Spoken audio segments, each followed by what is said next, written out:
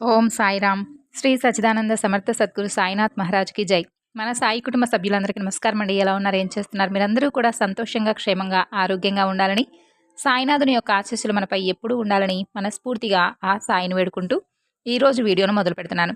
ఇక ఈరోజు వీడియోలో బాబాగారి సందేశం ఏమిటి అంటే, బిడ్డా, నేను నీ గుమ్మం ముందే నిల్చొని ఉన్నాను. నీ కోసమై ఒక శుభవార్తను తీసుకువచ్చాను.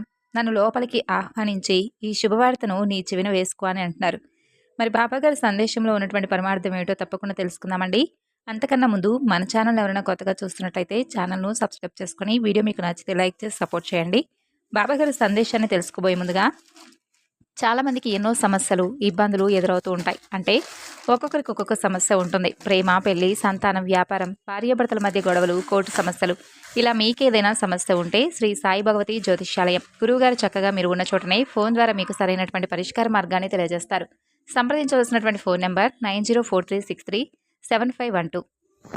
ఇక ఈరోజు బాబాగారి సందేశం ఏమిటి అంటే, ఈరోజు నీ గుమ్మం ముందే నిల్చొని ఉన్నటువంటి సాయిని లోపలికి ఆహ్వానించి మంచి శుభవార్త విను అంటున్నారు. అసలు బాబా మనకు ఈ విధమైనటువంటి సందేశాన్ని ఏం ఉద్దేశించి మన ముందుకు తీసుకొచ్చారో తెలుసుకుందామండి. చాలామందికి, మీ అందరికీ కూడా ఎన్నో సమస్యలు, ఎన్నో బాధలు, ఎన్నో కోరికలు, అలాగే మరెన్నో ఆలోచనలు, వీటన్నిటితో కూడా సతమతమైపోతూ ఈ జీవితం ఈరోజు ఇలా ఉంది, రేపు ఎలా ఉంటుందో, కాసేపటికి ఎలా ఉంటుందో అనేటటువంటి నేటి సమాజంలో మనం బ్రతుకుతున్నాం.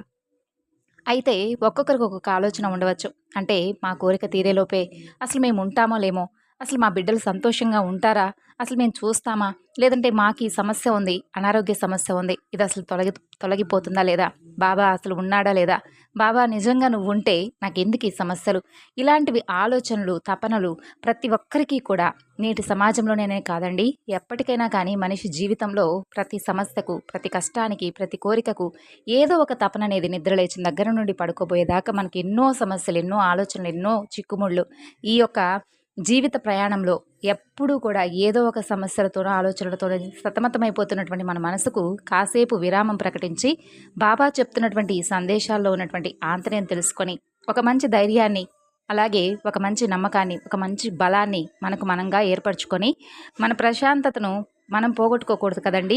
కొంతమందికి ఏంటంటే సంగీతం వినడం ఇష్టం, కొంతమందికి ఏంటంటే ఇంకేదైనా వారికి నచ్చినటువంటి పనులు చేయడం ఇష్టం. అలా మనకు బాబా భక్తులకి ఏంటంటే ఇటువంటి సందేశాలను విని ధైర్యంగా ఉండడం అనేది కొంతమందికి ఇష్టం. అటువంటి వారికి బాబా ఏం చెప్తున్నాడంటే, బిడ్డ, నువ్వు వినాలనుకుంటున్నటువంటి శుభవార్త ఈరోజు కాకపోయినా, రేపు కాకపోయినా, అతి త్వరలోనైనా సరే నువ్వు వినేటటువంటి బాధ్యత నేను తీసుకుంటున్నాను. నీకున్నటువంటి సహనం, అసలు నీలో లేనటువంటిది, నీలో నాకు నచ్చనటువంటి గుణం ఒకటి ఉంది. అదేంటో తెలుసా? సహనం. అసలు నీలో సహనం అనేది ఉండడం లేదు. నీకనే కాదు, ఈ రోజుల్లో ప్రతి ఒక్కరికి కూడా కనీసం ఎదుటివారు ఏం చెప్తున్నారు, భగవంతుడు ఎందుకు ఇలా మనకు కష్టాలను పెడుతున్నాడు, అసలు కాసేపు కొన్ని రోజులు ఓపికగా ఉంటే ఏం జరుగుతుందో అనేది కూడా లేకుండా అప్పటికప్పుడే సహనాన్ని కోల్పోతూ ఉన్నారు. అసలు ఎందుకు ఇలా ఆలోచిస్తూ ఉన్నారు, ఎందుకు ప్రజలందరూ కూడా ఎక్కువగా కలిసి ఉండలేకపోతున్నారు, ఎక్కువగా సహనాన్ని కలిగి ఉండలేకపోతున్నారు. ఒకప్పటిలా ఓపిక కూడా ఉండడం లేదు. ఓపిక అంటే పని చేయడానికి కాదు, ఎదుటి వాళ్ళు చెప్పింది వినడానికి. నాకు తెలిసిందే నిజం, నేను చెప్పిందే వేదం, నేనే అందరికంటే కూడా పెద్ద, అందరికంటే కూడా గొప్ప అనేటటువంటి భావన ఎందుకు ఇలా ఏర్పడుతున్నాయి, నా మాటే అందరూ వినాలి అనేటటువంటి ధోరణి ఎందుకు ఇలా ఎక్కువగా ఉంటుంది. ఇటువంటి మనస్తత్వం వల్ల ఏం చెప్పినా కూడా వినేవాళ్ళు మంచివాళ్ళుగా మాటను ఒప్పుకోవడం, సరిదిద్దుకోవడానికి ప్రయత్నం చేయడం, ఇటువంటివన్నీ కూడా చేయడం లేదు.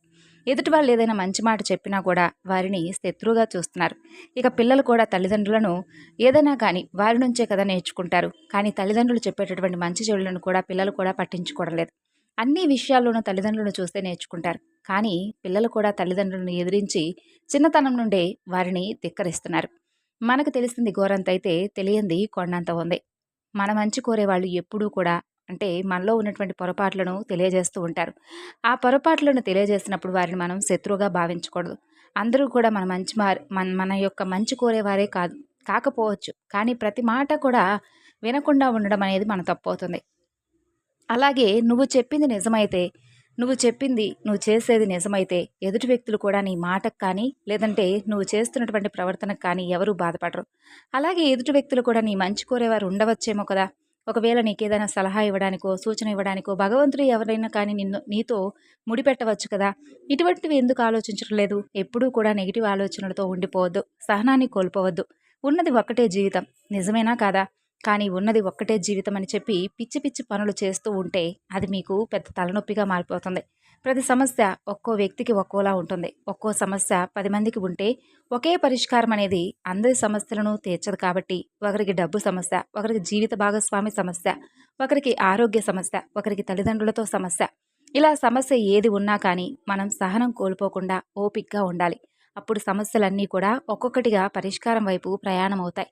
ఒకరితో బంధాన్ని నిలబెట్టుకోవాలి అనుకున్నప్పుడు సహనం, సంయమనం పాటించాలి. ఎదుటివారు చెప్పింది ఓపికగా వినాలి. మన తప్పు ఉంటే సరిదిద్దుకోవాలి. ఎదుటివారిలో ఉంటే సరిదిద్దడానికి మనం ప్రయత్నం చేయాలి. ఒకరు పోతే ఇంకొకరు వస్తారేమో కానీ గాయపడి వెళ్ళినటువంటి మనిషి మాత్రం మన దగ్గరకు ఎప్పటికీ కూడా రారు. ఇది వ్యక్తిగతంగా నీకు నువ్వుగా తెలుసుకోవాల్సినటువంటి గొప్ప విషయం.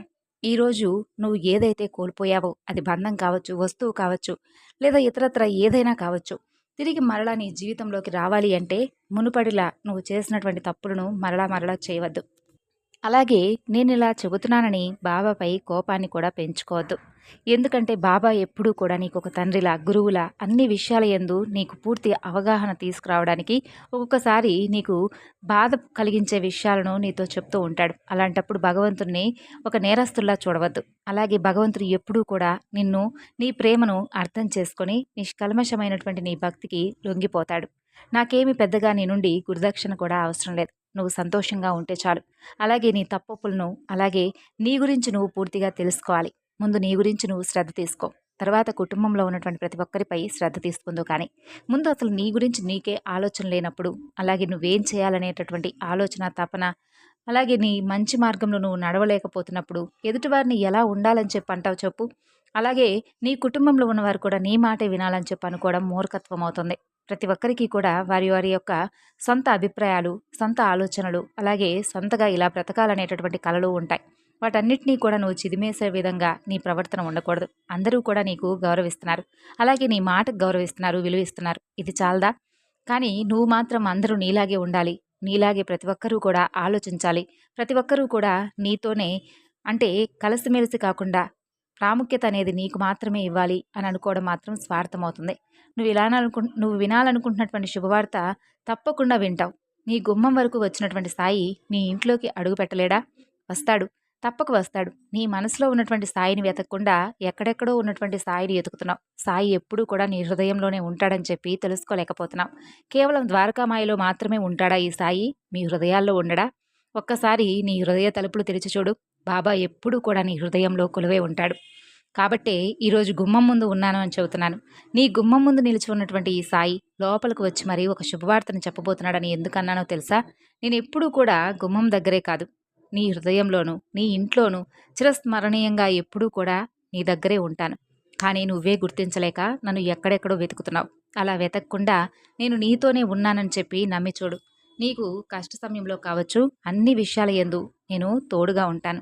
ఏంటి బాబా మీరు చెప్పేది నాకు అసలు అర్థం కావడం లేదని చెప్పి మాత్రం అనవద్దు. నీ మనసులో నువ్వు ఈ విధంగా ఎప్పుడూ కూడా రకరకాల ఆలోచనలు గురవుతూ సహనం, ఓర్పు ఇవన్నీ కూడా లేకుండా బ్రతికేస్తూ ఉంటున్నావు. నీ జీవితంలో ఆనంద క్షణాలు చాలా తక్కువగా ఉంటున్నాయని చెప్పి నువ్వు అంటున్నావే కానీ ఆనంద క్షణాలను నీకు నువ్వుగా పొందడం లేదు. ప్రతిరోజు కూడా ఆనందమే. ప్రతి మనిషికి కూడా ప్రతిరోజు ఒక ఆనందకరమైనటువంటి జీవితమే. అది ఎలా వస్తుంది? మనకు మనం ఏర్పరచుకుంటే వస్తుంది. మనం చేసేటటువంటి పనులపై కొన్ని ఆధారపడి ఉంటాయి. కొన్ని మన కర్మఫలాల వల్ల ఆధారపడి ఉంటాయి. ప్రతి ఒక్కటి కూడా భగవంతుడు చేసేది ఏమీ ఉండదు. నీ ఆశ తీరడం లేదనో, నీ కోరిక నెరవేరడం లేదనో, ఇటువంటి అంటే లేనిపోని డబ్బుకు ప్రాముఖ్యత ఇవ్వడం వల్లనో, లేదంటే అనారోగ్యమైనటువంటి సమస్యల యందు అంటే ఇంకాస్త ఎక్కువగా మానసికమైనటువంటి ప్రశాంతతను పోగొట్టుకున్న వారై అనారోగ్యమైనటువంటి సమస్యల బారిన మీకు మీరుగా పడుతున్నారు. దాంట్లో భగవంతుడు చేసేటటువంటి తప్పేమైనా ఉంటుందా? మీపై ప్రేమలేక కాదు ఈ మాటలు చెబుతుంది. నాకు అందరూ కూడా సమభావమే. అందరి బిడ్డలాగే నిన్ను కూడా చూస్తున్నాను. కాబట్టి నీకు మంచి మాటలు చెబుతున్నాను. ఈరోజు ఈ విషయాలన్నీ కూడా నీతో ఇలా ఎందుకు చెప్తున్నానో తెలుసా?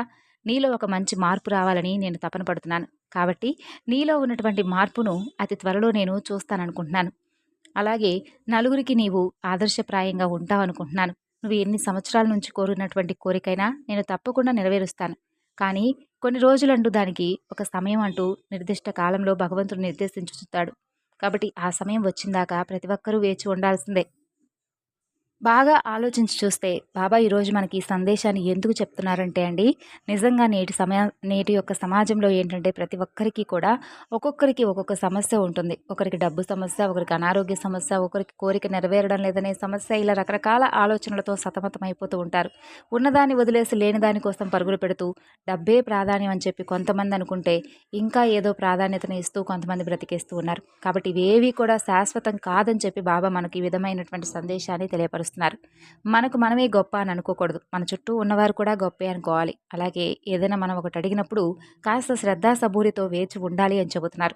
ఈ సందేశంలో మనకు వెతికితే బోలెడన్ని సమాధానాలు దొరికినట్లేనండి. మరి ఈరోజు మీకు ఈ సందేశం ద్వారా ఏం అర్థమైంది? బాబా మీకు అనుకూలమైనటువంటి సందేశాన్ని తెలియజేస్తారా లేదా అనేది తప్పకుండా చెప్పండి. తిరిగి మరలా రేపటి వీడియోలో కలుసుకుందాం. అందరికీ నమస్కారం. ఓం సాయిరాం. సర్వేజన సుఖినో భవంతు.